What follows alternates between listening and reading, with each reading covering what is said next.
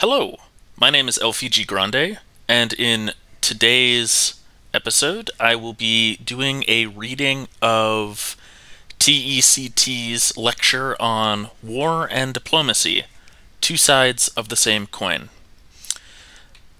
So, let's begin. I'll be reading this as if I was him, so I'll just go straight from the beginning. Introduction. Hello, my name is Common Territories, but I often go simply as TECT. I don't know if he means to pronounce this as TECT or not, but that's his nation's full English acronym. I have roughly been a player of nation-states for over a decade, with my first on-site roleplay presence debuting in 2011. You may simply refer to me as an open-world, hardcore realism, modern tech player, which I roughly define as a more staunch approach to realism in the more loose open world setting, since my only on-site credentials is my World Assembly commendation under SCR 284. I won't bore you with my entire on and off-site story, but long story short, my interest fields on nation-states delve into modern tech war, diplomacy, world and nation building, and my more famous sphere, global economics and trade. To be more specific, I am best known these days for creating storefronts such as Wolf Armaments, Royal Bancroft Bank Corp., and my original flagship, Commoner League Incorporated. Outside of storefronts and economics, I am known as the refounder and leader of the Empyrean Coalition, leading member of the Santiago Anti-Communism Treaty Organization, SACTO, and for my more dated participation within regions and regional threads, Cornelia and Greater Dienstad, to name two. Before making my own headquarter region for open world activities, I resided in Adrastos before it collapsed. The only other notable piece of public information that comes to mind is that I am the focus of a meme simply referred to as Wall of Text, or my version, Wall of TECT. Originally an insult to my habit of writing overwhelming lengths of texts, if you haven't already noticed, you probably will soon. So with that out of the way, I apologize if this article is overwhelming, and if I go off topics at times to illustrate my points. My intention is to provide as much information as possible, thus this article will be expansive. Foundation. Although 99-something% of us weren't around when the role-playing forum was added to the nation-states forums, those original members helped found the basic norms we mostly follow to this day. Norms on nation-states change over time as new people arrive and older members, like myself, typically retire as adults. These norms and traditions include the very rules we live by as role-players, how we conduct ourselves in every subforum, and even the lesser-known ones like how nation-state dollars, universal standard dollar, became a thing. It is also from these norms that we derive how in-character, IC, conflicts happen, how the threads are created, what leads up to events in character, and how disputes both out of character and in character are settled. Everything from why, how, and where these in-character conflicts are fought also originate with previous role-player generations.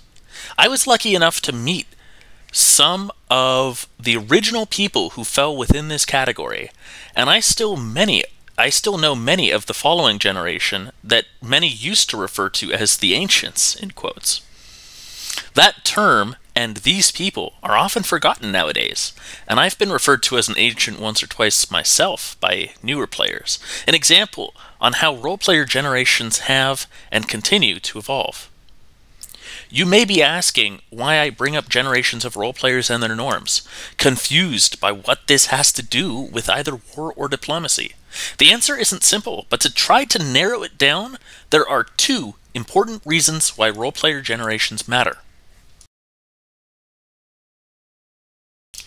Firstly, role-player generations have differing sets of beliefs, atmospheres, and sometimes even quality. Just to touch upon these points, let me briefly go into detail about my own experience as a once and former new RPer. Although I had earlier starting points on and off-site, my real flourishing point on nation-states was in late 2011, 12, and 13. Before those 3 years, I was less serious and not dedicated about role-playing, but was still passionate at what I did take part in. During those 3 years, I was broke down and rebuilt, then later taught by people who had been writing on nation-states for almost a decade themselves in many cases. Thus, I took in their style as well as their beliefs throughout my earliest years. Even as 2011 rolled to an end, nation-states was still filled with a mostly dying breed of role-players who lived within an atmosphere of extra-regional powers, empires, and alliances within loose hierarchy or popularity. Wider open-world connections, and almost everyone wanted to be the next big open-world empire with connections or multiple colonies in other role-playing regions. I, too, strived to become one such nation in any way I could, mainly because my mentors, my idols, and even my friends had achieved such statuses in the NS RP community. I find myself where I am today because of them and their teachings. Today's atmosphere is totally different. Aside from myself and maybe a few others, I don't personally know anyone who fits that same mold I do, nor do I see it too often whenever I peruse open threads. Even then, I cannot recognize myself today with myself in 2012. At the same time, writing was often a competition of who wrote the best, who outsmarted who, and who won the war. Not all in happy sportsman manner, admittedly, but in the majority of cases it was shameful to not be fair or make a total ass of oneself. Just like a game of basketball against your best friend, you strive to beat them as best you can. Even if you lost, you didn't resent them or hold a grudge, you became friends to the core and enjoyed the competition as good fun. Competitive writers are a dying breed, if they've not already been killed off by the changing times and the anti-competitive/cooperative writing culture, whose radicals were more vocal about wanting more competitive role players like myself, extinguished entirely. I'm not entirely disheartened by some of these changes in the modern tech community, but some of these changes have, in my opinion at least, drastically harmed the community unintentionally. By no means am I non-cooperative, but the cooperative revolution during 2012, 13, and 14, the most radical elements had views on role-playing I simply couldn't align myself with. The second reason, to touch upon the first reason and where it left off, is generational learning. In the past, new role players came to nation-states after discovering the site while on vacation from school, summer and winter break typically, and I was just one such player. Some time is typically spent before actually becoming serious about their role-playing, but when they do become serious, there's typically 2 routes new players take. Both of these routes, although not entirely exclusive in theory at least, rely entirely on the older generation of role players, similar to how you learn basic skills and norms from your parents, grandparents, and community. The first route is self-teaching, while the second is direct or community teaching. Learning from examples and copying their success is a popular trait of the former, while having a region and community, or friend and mentor, educator, or guide, while having a region or a community or a friend or mentor educate and guide you is an example of the latter. While you can take both sides, as I did, for example, as noted just a moment ago, both paths rely heavily on more experienced role players to teach the new blood how things work. Newer role players learn how threads are made and run, how their nations should be built and operate, and even how you should interact with others in the realms of OOC. Typically, this is done through simple observation or by helpful discussion with the community, which is why I would also say taking both routes is common too. Thus, war and diplomacy trends and knowledge laid down by previous generations are passed on to the newer players, who either follow their education strictly, or they mutate to some degree as they themselves gain experiences on nation-states. An issue I briefly hinted at before about unintentional harm done to the community, for example, are regions themselves. Regions themselves aren't the problem, but the trend I see these last 5 years are regions becoming more and more recluse and closed off to the outside nation-states world. I don't just mean the separation of canon from the NS world, but also their OOC separation from the site itself. More and more regions are encouraging their members, sometimes by rules even, to abstain from open threads, GE&T. And some are going totally off-site to conduct their roleplays. This is an off-topic point of interest, I know, but the point I'm making here is that the reclusion of these role-playing regions, who often possess the most experienced role-players, active recruitment campaigns are a thing, has drastically cut out a sizable amount of experienced role players who would normally educate newer players personally rather by simple observations. Not every region is like this, and I typically avoid generalizing, but even some other experienced players have noted to me that regions are becoming too exclusive. Too elite, in quotes, is another term I've heard before, to newer players, and the open world threads are losing more and more quality by the year. I've seen some more positive signs as of late regarding this fear, but time will tell if those fears are completely realized. My last note on this long-winded, off-topic subject is an open-ended question to you, the reader, or in this case, the listener. How many times have you seen people bashing open threads or the open world community as a whole? For me, this question has a simple answer, but I'd like to leave it there as food for thought and return the actual topic of this article now that I've explained generational influences on role-playing and stressed their significance.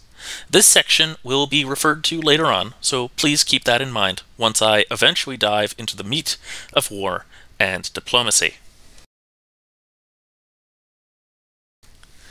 To finish off this long-winded section, I'd like to briefly touch on the importance of realism when it comes to war and diplomacy in modern tech threads. For those who are less familiar with the realism category, I'm not going to really mention any specific communities with said name. Realism is, as a definition, is the realistic nature of the subject matter within a roleplay. For example, if I were writing a post about a tank battle on the plains of Europe during, say, the conflict in Ukraine, let's say 2018, Covenant drone ships wouldn't suddenly appear and drop wraiths in an effort to conquer humanity or aid any particular side. That's so beyond unrealistic and a violation of so many norms and rules that a player could be corrected or asked to leave. Namely, this violates the old segregation of tech communities that has become more and more liberally enforced as of late, but that's an entirely different discussion for another time. A truly realistic scenario, if one wanted to use a similar angle, would be Poland jumping into the war with its own tank units, suddenly entering Ukraine in its defense. At the end of the day, the question remains, how likely is this to happen, and can it be done? MT is special in this way, because one of the community's greatest debates is, what is the cutoff year for technology? Or, is this tank, or tech, or weapon, etc. allowed? This topic is incredibly unique to MT, simply because our tech, reality itself, changes year after year, becoming more and more difficult to place harder lines in the sand for people to follow than, say, more open-centered tech levels or established communities in, say, future tech or FT. It's why many people like myself conduct extensive research on topics such as planes, ships, and the technology behind them. We want to be on point with whatever we say or do. So realism, with its faults and dissenters, is enshrined as a tenet to MT role-playing in most communities, and will be referenced continuously for that reason, and because, in my opinion, I'm one of the stricter retainers of hard modern tech that I personally know. It also wouldn't be wrong to label me as hard-headed in that situation, I suppose. Introduction of conflict, war, and diplomacy. Conflict, as it's loosely defined by one internet search, is the clash or serious disagreement between two or more parties. Every day there's a conflict erupting, from the mightiest of scales to the lowest denominator. For example, Libya devolved into armed civil conflict on February 15th, 2011. That same day, I probably woke up tired from school, as normal. While fighting was ongoing in the streets into the afternoon, I was conflicted on what to eat for breakfast, if anything at all, before school started. Too many people today seem to understand conflicts on an international scale between nations as merely being armed conflicts of varying scale. Those who are hardly paying attention read or watch the news for a quick 5-minute snapshot of the situation and move on knowing very little of what's actually happening on the ground. Maybe because of their lack of interest, terrible sourcing, or simply because there isn't a good source to view from. Today it's easier to track armed conflicts because there are dedicated human intelligence reports who either collect or share information on the ground all over the world. People who take the extra time to research will see there was plenty of backstory and events prior to February 15th, 2011, when the first Libyan civil war erupted on paper. The same can be said about World War II, where historians track events as far back as the 1920s to explain why the Second World War happened. War doesn't simply erupt overnight because two nations hate each other, and there is hardly ever one simple reason for why a war happens. Mention the above two wars with 20 people, and you'll probably get 20 different takes on them if they actually know a thing or two about them. The reason I'm long-winded on this is because nation-states for years now has been lax on the inclusion of the two subject matters, and introducing higher quality writing because of it. Sometimes one is left out entirely and doesn't make up for it. Other times it's excluded on purpose and suffers the same results as the first, and sometimes writers lack the knowledge or understanding of both war and diplomacy to properly flesh out either. Missed opportunities and unimaginative plotting has even left out the fact that war and diplomacy doesn't always require nation-states, or even agencies or bodies for conflict, to happen or be role-played. Thus, the overarching objective of this article is to at least get the noggin joggin, as they say, and give readers insight into how they can expand or add depth to their writing. When coming up with the title of this article, I struggled with the topic and how to best illustrate it to the readers, or in this case, the listeners. That's when the two sides of the same coin analogy came to mind. Thus, I ask you to pick up a coin of any currency or collection you have and flip it. Heads or tails, it does not matter, because even though both have different faces on each side, they are worth the same amount at the end of the day. Heads, I can flip a penny right now, and regardless if it lands on heads or tails, I can spend that 1-cent coin on something at the store. Because at the end of the day, that current coin is currency before heads or tails. Just like a coin, war and diplomacy are not mutually exclusive to each other, and in fact, share the same field in any roleplay thread, featuring conflict or conflicts. The reality of the coin flip analogy is rooted in MT primarily because of MT's base in reality itself. Thus, it makes perfect sense to mirror reality as we know it here in real life to the nation-state's world at large, to those who at least subscribe to traditional modern tech and realism anyways. It is the goal of every modern tech and realism player to reach a level of realism in their role-playing, and to do that, we tend to replicate what we see and learn from nations around the world. If this is the case, and my notions on conflict are correct, then nations in real life must have ways of fighting conflicts outside the traditionally held notions of fighting major wars, right? A question one must ask then is, how do nations fight conflicts then? Art of War and the Deal. In real life, conflicts between nations is an almost constant event, regardless if they're military, political, or economic in nature. It's also not untrue to say both war and diplomacy happen at the same time, because even the Allies and Axis kept diplomatic channels open just in case talking became the preferred alternative to fighting. Alternatives is the key word here, because nations go into conflicts knowing the capabilities of their foe while weighing their options. Then they take action accordingly. Why? Because they're aiming for a goal or set of goals. That is why all conflicts are fought, regardless if they're simple long-term goals a country wishes to achieve, or if it's a goal set by a certain leader or group of leaders. It doesn't matter if these goals are inherently flawed according to logic or a country's people.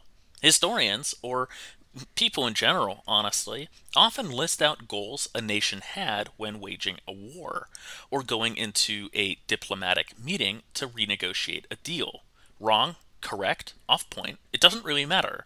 Both war and diplomacy are merely overarching pathways taken to achieve goals on a national and international scale.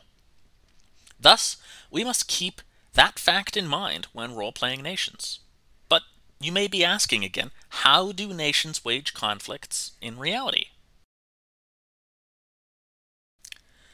As mentioned just now, a nation must have a goal in mind when starting a conflict.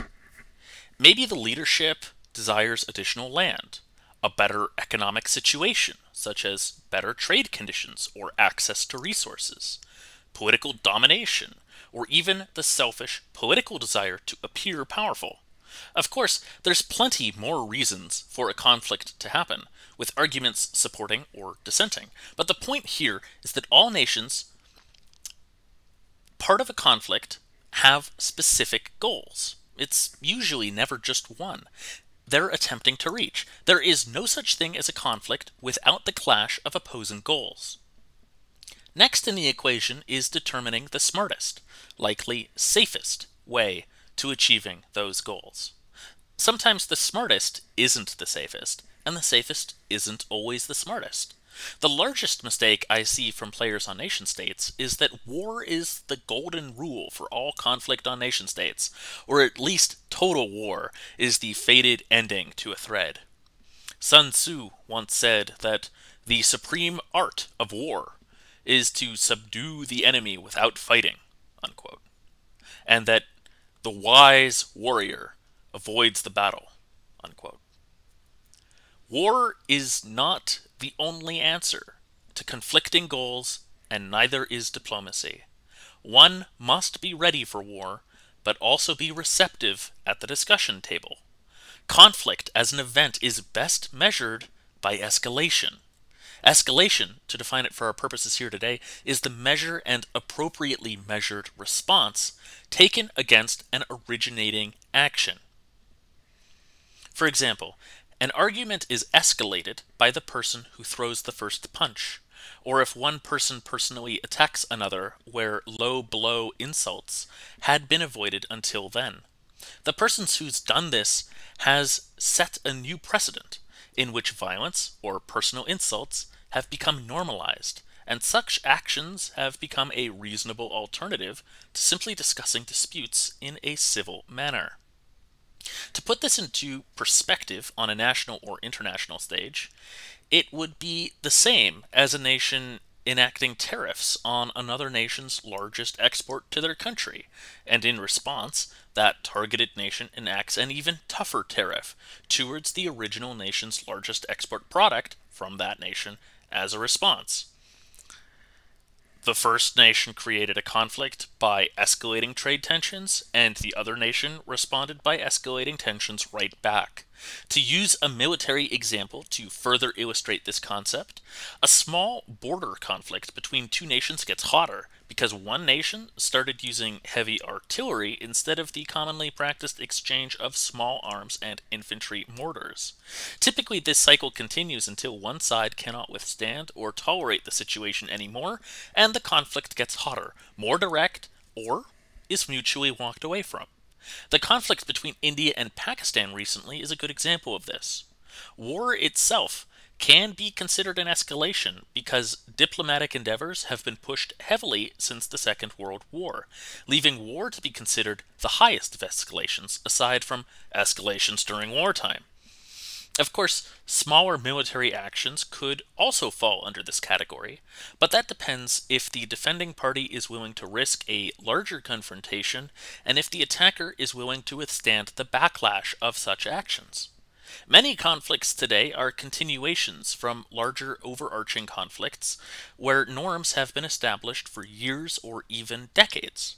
The ongoing generational feud in Palestine and Judea is an excellent example of this.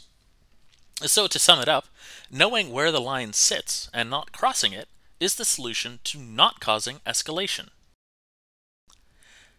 Sometimes escalating is viewed as the correct solution, however, where in certain scenarios a victory is actually both achievable and worth the cost of escalating. Maybe an opponent is too weak, in all or just some regards, to meet with an appropriate response, or the only response an opponent can muster isn't enough to deter the attacker's aggression any longer. Knowing where both sides stand is part of knowing the realism of current standards and practices, but it's also part of the out-of-character process to speak with your opponent to establish such boundaries and relationships. Knowing is half the battle. But to sum all this information up and move along, nations have set goals they desire to achieve, and they will push to realize them according to the value of the goal's achievement measured against the escalation they cause while doing so, and the retaliation they invite when taking such actions. A good way to remember this equation would be to ask yourself if something you desire is worth achieving at the risk of time or cost. I wouldn't go to another state to buy a meal, but I would go to another town if I valued the meal enough. So, now that we know nations have competing goals in mind, create conflicts, and those conflicts are fought with escalation in mind, how would a conflict actually look in reality? Nations today are vastly more reserved than they were prior to the internet and even the Second World War. The reality nowadays is that most governments think more about protecting their interests in the safest or softest ways possible than the people they govern. Governments will act, but typically do so behind closed doors or incognito, so that the actions they do take aren't a spectacle. Publicity is often not enjoyed by governments fighting for goals that on the surface, or even below the surface oftentimes, are clearly selfish and not entirely beneficial to their people. This is why diplomacy is more realistic and common than wars. Even smaller military actions like unilateral military decisions, missile strikes, or special forces operations have become more commonplace as ways to exert soft power because it shows your enemy you're willing to use military force to achieve your goals. Diplomacy often spills no blood, is handled behind locked doors, out of sight from the public and media, all while goals Often concessions to demanded outcomes are entirely or mostly met.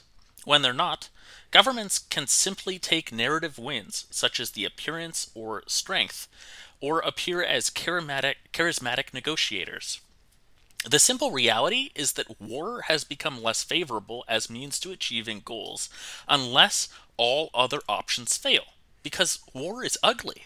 It drains resources and money, and winning the war doesn't always mean long-term victory.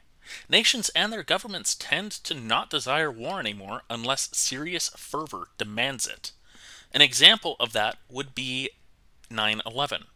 Many users, maybe most I suppose, are too young to remember 9/11, or they weren't born yet, so maybe this isn't the best example, but it's one I'll go with. America was shaken to its core, deeper than any time since probably Pearl Harbor in 1941. People were terrified. The president was kept in the air to protect him from possible attack, and we didn't know the full extent of what was happening that day. The aftermath of 9/11 was probably one of our most healthy periods. But that's another story for another day. To finish the point I'm attempting to make, Americans demanding the perpetrators be brought to justice, and if that war met with a nation that harbored protected them, so be it. The government itself couldn't appear weak and had to act even if it didn't want to, but there's no doubt people in the government demanded similar action themselves, knowing the reactions from leaders during the attacks and how some may have profited from the war on terror overall. Sure, military action could have not happened in large if certain nations handed people over or helped in capturing them, but those countries had no interest in doing so, among other reasons. Thus, we witnessed armed conflict in the aftermath of 9/11 that echoes to this day. To fill in my prior formula as an example, using 9/11 as the base model, America had the goal of bringing the people who perpetrated 9/11 to justice. Did so through measured escalatory actions that eventually led to armed conflict because America was willing to go to war to achieve its goals. Although diplomacy with nations throughout the region and world happened extensively, the war on terror was highlighted by 2 invasions. 3, I guess now kinda, and other anti-terror military actions throughout the world. You may be asking, well, what about diplomacy? Well, as I noted, war and diplomacy are 2 sides of the same coin. Thus, they're impossible to separate completely, which is why they've been intermingled thus far.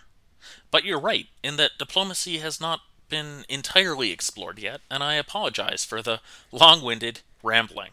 I rambled, however, so that we can explore diplomacy as an option with a better mindset and available reference points for the remainder of this article and during the Q&A. As I quoted earlier, Sun Tzu outlined that the smartest and most effective methods to win conflicts are avoiding the battlefield entirely. The less men, equipment, and supplies you lose, the better, and Sun Tzu knew this very well. Thus, he liked to implement strategies that relied on trickery, diplomacy, and careful, thought-out processes that led to less bloodshed. What is the greatest way to avoid death and avoid spending resources in a conflict? Well, not going to war. Diplomacy is not always sitting at the table, talking to your enemy until they give in to your demands either. Actions need to happen or be taken to shift the balance of power in diplomacy. The United States, for example, has such weight in the field of diplomacy because it has the economy, military, and connections that simply outweigh every other country on the planet. There is no question the United States, under certain leadership, would be able to throw its weight around to get outcomes the administration desired. It's happening as we speak, and it will continue under other administrations, Republican or Democrat. That is an important lesson to learn when conducting diplomacy. Who holds leverage ripples waves the largest. We are all at the wave's mercy. If your nation wants to leverage other nations, it must have standing to do so. We can categorize a nation's needed assets to hold diplomatic weight as connections, power, and incentives. Connections such as allies, working relationships, economic partnerships, and even memberships in regional and global alliances increase your standing amongst nations, sizing your country up. By sizing up, I'm referring to basic logic of human nature when people analyze their opponent and make comparisons between themselves and their opponent. For example, I wouldn't walk up to a group of large men and take a swing at one because I disliked that one fellow in particular or wanted to display my dominance. Acting like that would A, get my ass kicked by the other men, and B, using violence immediately in this situation is flawed thinking. Anyways, connections matter a lot, especially with the nation you're in conflict with.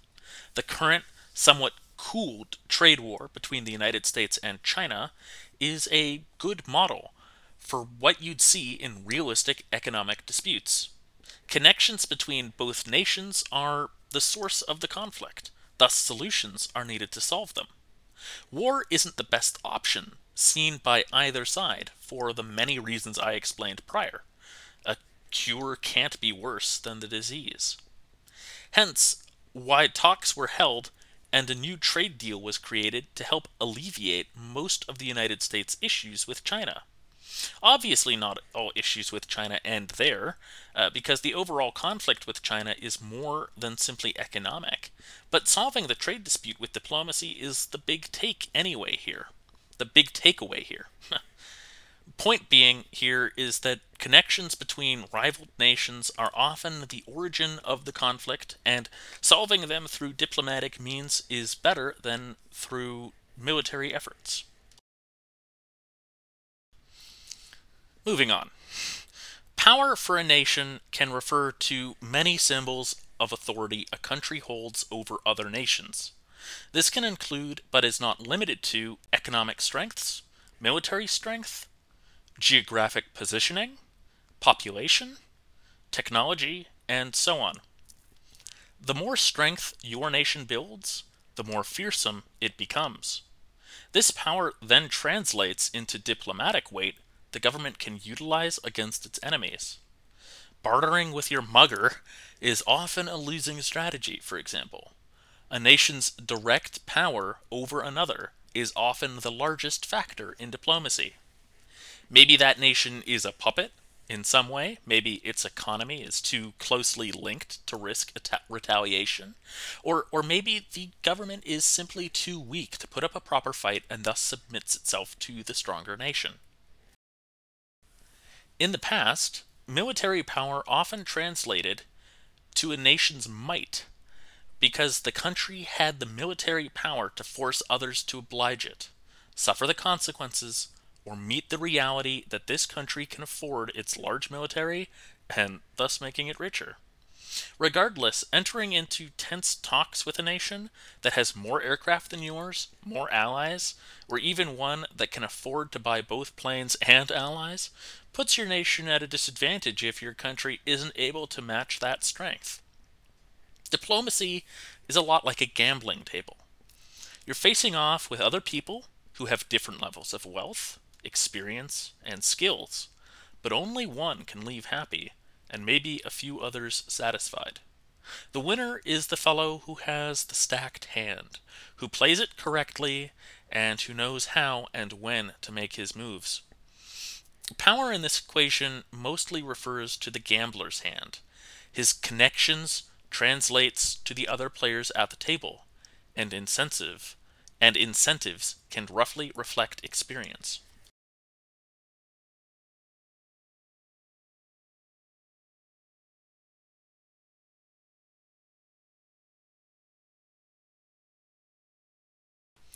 Incentives, our last category, covers situations or factors that would sway a nation or government into relenting on another country's goals without the use of overt force or persuasion.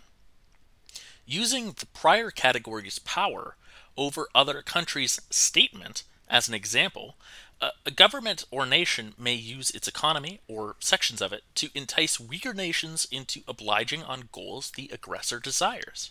For example, China is known to do predatory loans with other Asian and even African nations, knowing full well they cannot pay off such loans, literally using its wealth and economy to entice smaller, poorer nations into taking money or working with China. Why? Because the goal is to put that country in China's metaphorical and physical debt. Paying China back the money was never the actual objective China had in mind. China desires ports and bases to lease to compete with the United States and other foreign powers, and this is one method they've explored to achieve their aspirations: naval supremacy and spread their influence around the world without ever forcing a deal.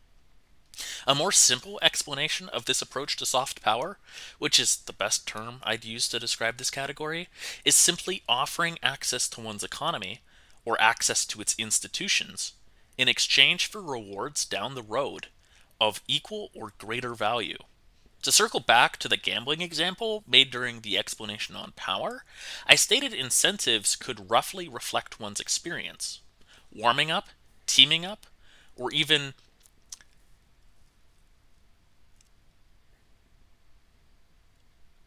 warming up, teaming up, or even underhanded deals with your friends, enemies, rivals would fall under incentives one feels based on experiences. Experience could translate into experiences with others, as well as experience with the game. After all, it's all about how you frame your statement and outlook on situations. Now that you're warmed up or teamed up, you're incentivized to win, work with your partner, and more importantly, live up to their expectations.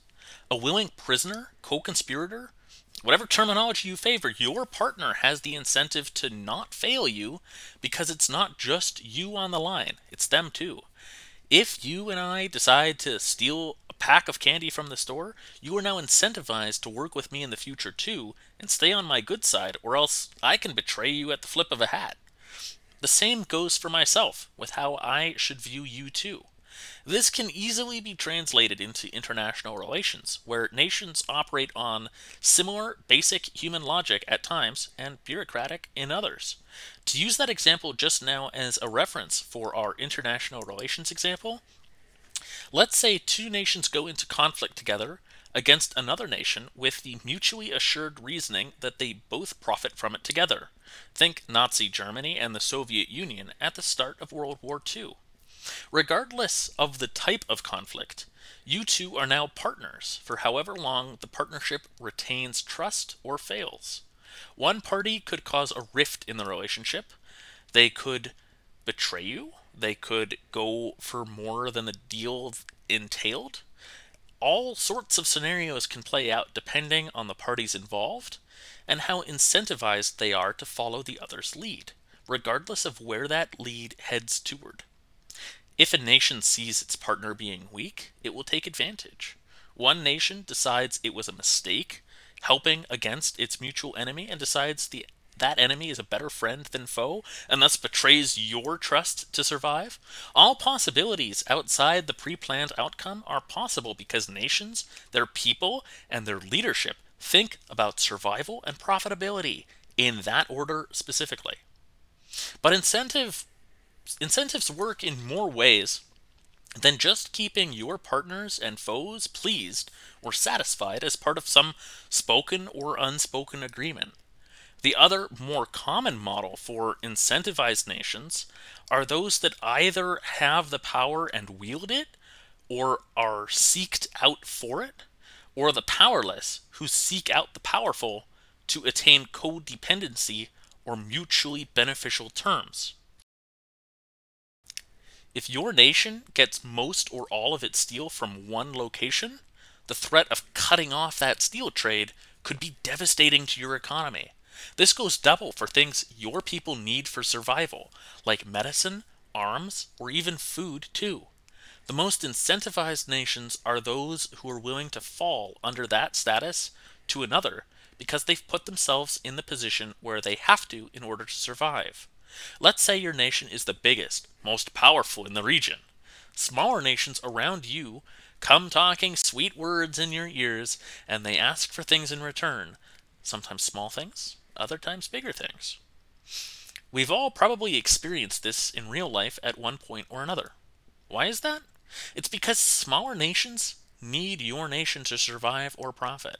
They require you to do much of its business to protect them from that scary nation across the continent eyeing them for the last 5 decades, and even to profit from world affairs too large for their nation to ever aspire to politically. If they want to survive or profit, you're the rich grandparent they can mooch off of until they got a share of the pie. Some may not like it, but your government and many people will find being the shadow of a superpower satisfying if it means surviving or profiting from the relationship in the most part. Guaranteed trade and business, slice of the pie in world affairs, and even military protection sounds like a pretty sweet deal for being a submissive bottom of a superpower that'll likely never abuse your relationship unless it comes to their own profit. Although some may throw you under after being entirely used.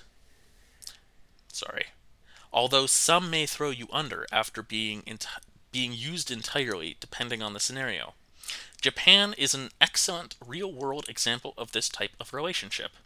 Granted, Japan and any other nation will attempt to remain independent, at least in appearances, from the dominant partner in the relationship. But it's undeniable where the battle lines will stand if a conflict or two, or the two had a diplomatic spat. But as I said, Japan is an excellent model for incentivized nations because after World War II, Japan underwent major redevelopment, and during the late Cold War exploded in terms of economic and political influence. They understood if they wanted to build that America... My gosh, I'm really tripping over my words now. They understood if they wanted to rebuild, that America and the West would help them. But they also saw opportunities to profit from such a relationship.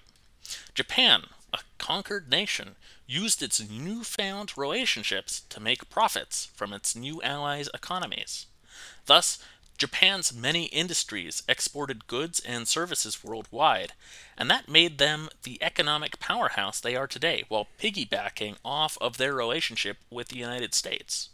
In exchange for the alliance both nations mutually share benefits from, America gets a military partner that allows them to station troops and supplies in its land, and an economic trade partner that's helped American businesses working in both nations much richer. Meanwhile, Japan gets protection from those forces and the political agreements they hold with America, and access to America's enormous economy allows Japan to make huge profits for its domestic industries. Not every relationship is like this, but this is a good example of those that lean on the mutually beneficial side of things. An example of a less fair model would be Russia and its former satellites that remain still close. Nations who are tied to Russia in all but name at this point because their survival literally depends on it. Now that this has all been explored in sometimes agonizing detail, you may be asking, how exactly do I implement this information into my role plays or my writing in general? The answer to that is complicated and doesn't have a single answer to it, but let's give a rundown on some examples I would like to see for threads in the future.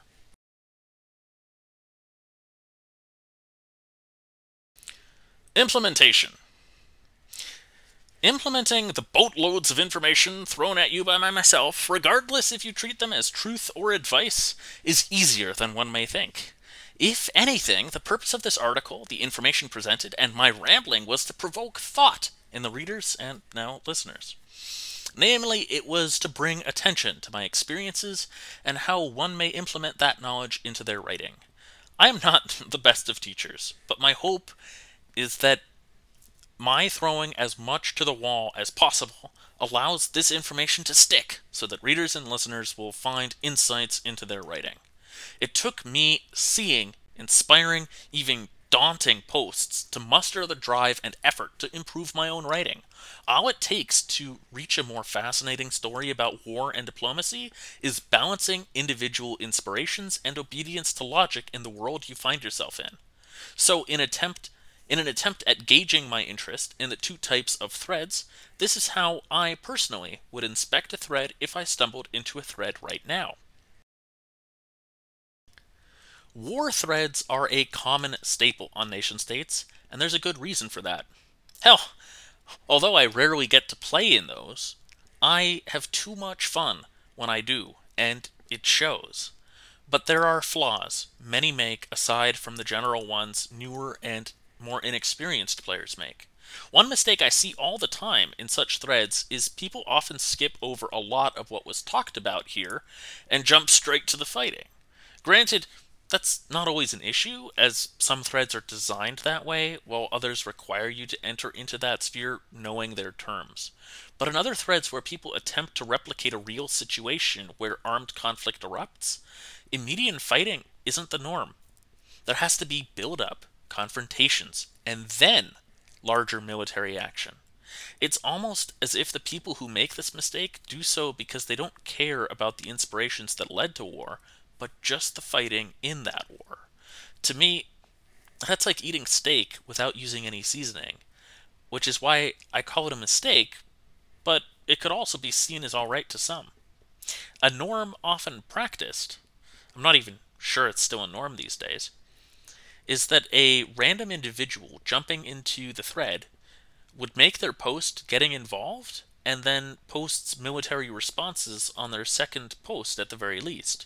This player wouldn't be throwing their club out of the gate, they would take 2 or more posts to settle in, and be in position to make such a swing. You do this because A, it's sort of rude not to, and B, it allows you to establish story and context, and C, no nation just throws its own weight into a conflict without debate and or preparations.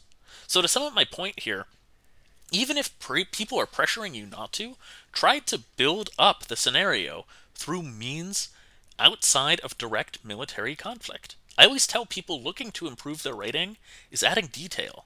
Details to every little thing makes your noggin joggin' and will give you both quality and length in posts. In this regard, it brings details and context you're looking for in war, while also avoiding being a total douche. Diplomatic letters, a meeting with an ambassador, lengthy exposition on your nation's situation or causes to be involved, something that enhances the drama is always a plus.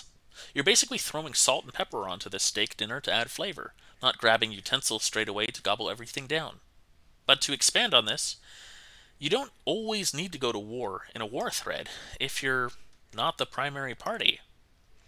Throwing your weight around diplomatically may not be the most fun for some, but as Sun Tzu said earlier, winning conflicts in a meeting room is preferable to any battlefield.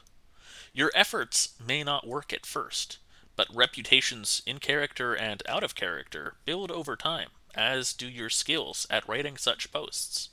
From my experience, a well-written series of diplomatic letters during war times leaves more of an impression on myself than someone who spends a paragraph explaining how they sent a carrier fleet to beat up my fleet.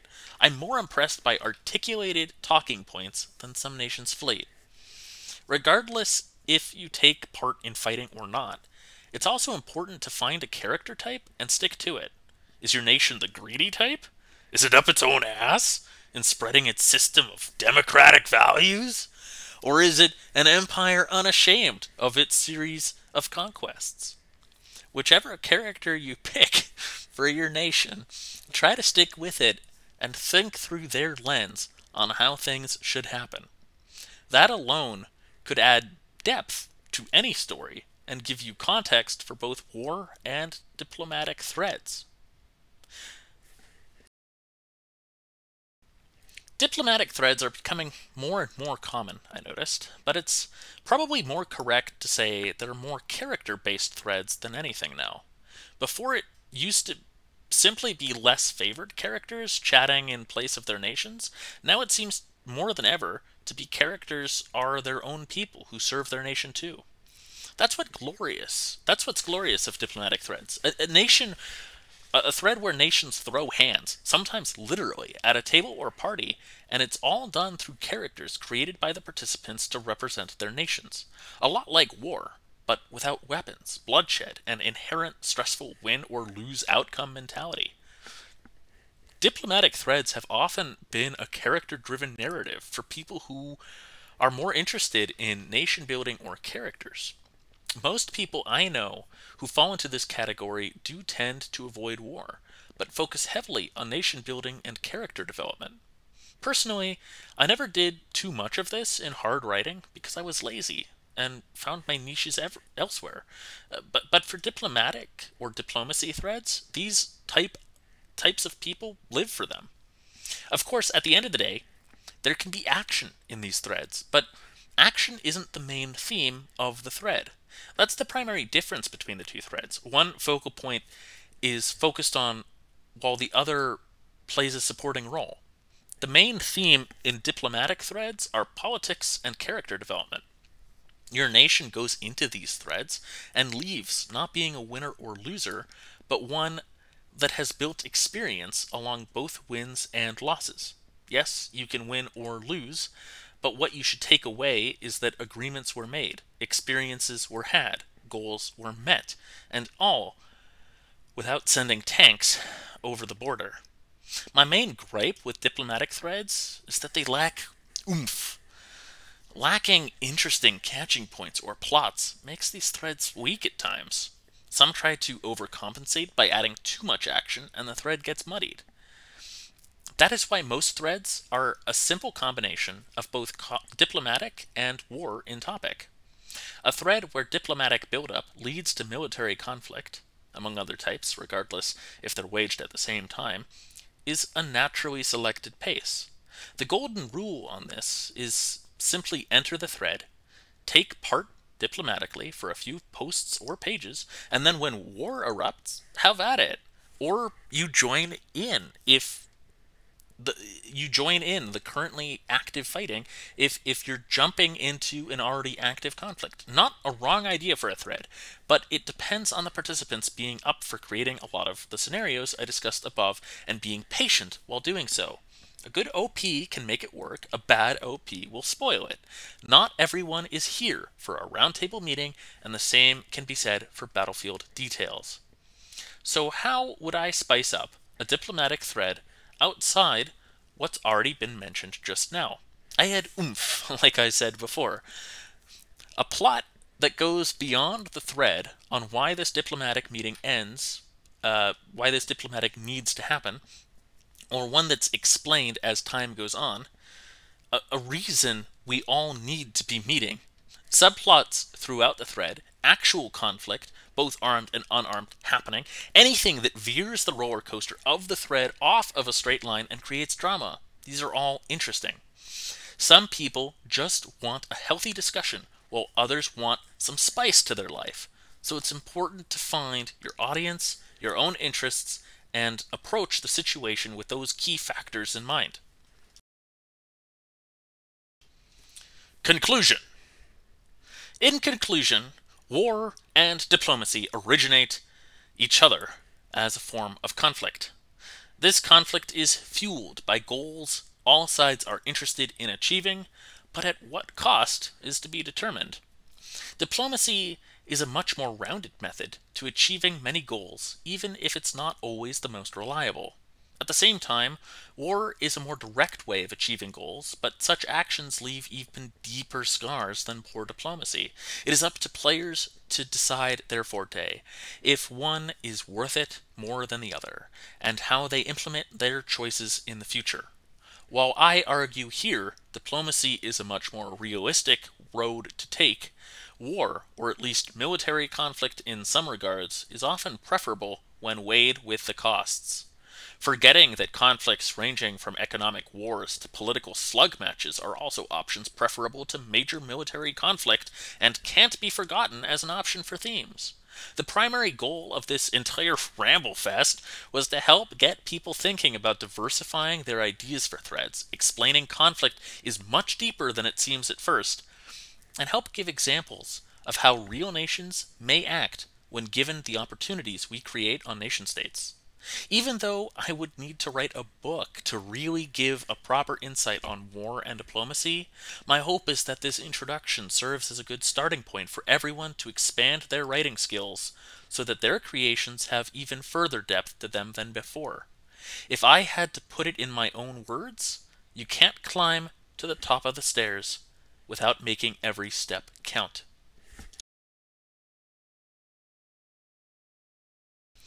This was a reading of War and Diplomacy, Two Sides of the Same Coin by TECT. Thank you for listening. I hope this was helpful or entertaining to some. And while I may not have agreed with everything that TECT laid out in his lecture, I do thank him for writing it and for sharing it as part of the NS Roleplay Symposium 2020. Enjoy your evening, or enjoy your day. Thank you.